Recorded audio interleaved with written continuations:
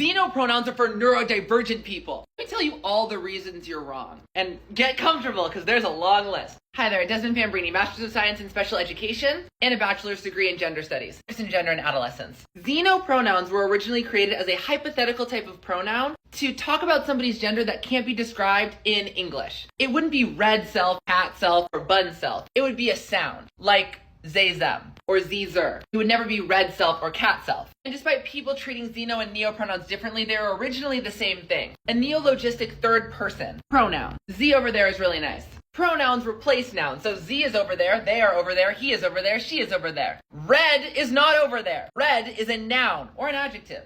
Oh, but it's used by neurodivergent people. Okay, you got me there. Because there's huge studies that do show that there is an overlap between autism and gender diversity. I'm diagnosed with ADHD, OCD, and I'm currently being tested for autism. I also, again, have my Master's of Science in Special Education. This makes sense, right? The idea of gender diversity in the autistic community and the neurodiverse community. Gender is made up. Gender roles, at least. They used to be functional. We were hunter and gatherers. Now gender roles of boys liking blue and girls liking pink are essentially made up for no reason. People with autism tend to have issues with this, and therefore with impaired communication and difficulty with social interactions. People with autism, maybe even me, would find this difficult. My student just walked in. One sec. Hi, Moira. Give me a second. Filming a video. But neurodivergence and neurodiversity doesn't explain you thinking a noun is a pronoun. Red is not a pronoun. People with autism, they are higher chances of being trans and higher chances of being queer. That's fine. But to say, oh, autistic people always talk to themselves like they are red or cats, that's actually demeaning to the autistic community and demeaning to the neurodivergent community, right? I mean, you're also speaking for some people that can't speak at all. 25 to 30% of people with autism are not even verbal, have minimal verbal cues. Here you are saying like, oh, most autistic people use neopronouns. Actually, no, they don't. 30% of people are actually nonverbal with autism. And the rest of the autistic community is not necessarily using neopronouns. The ADHD population, the OCD population, all of which I have roots in. You can't say random things like this just because some random TikTok video said that you could. Just because some random TikTok video said, oh, cat self is a pronoun, red self is a pronoun, to make it true. I can tell you, from a gender studies perspective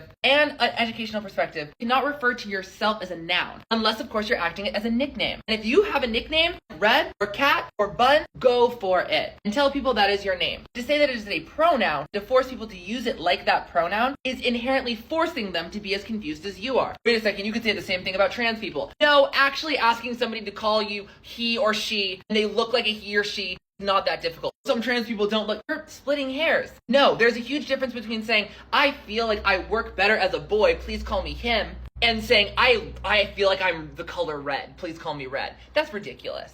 I'm sorry to be finally so upfront about my opinion on this. You think it undermines the actual LGBTQIA community. I'm not hating. Want me to call you red? You think your pronouns are red? Fine. But it's not actually a pronoun, because the pronoun replaces a noun. It's both academically and fundamentally incorrect. If this helps.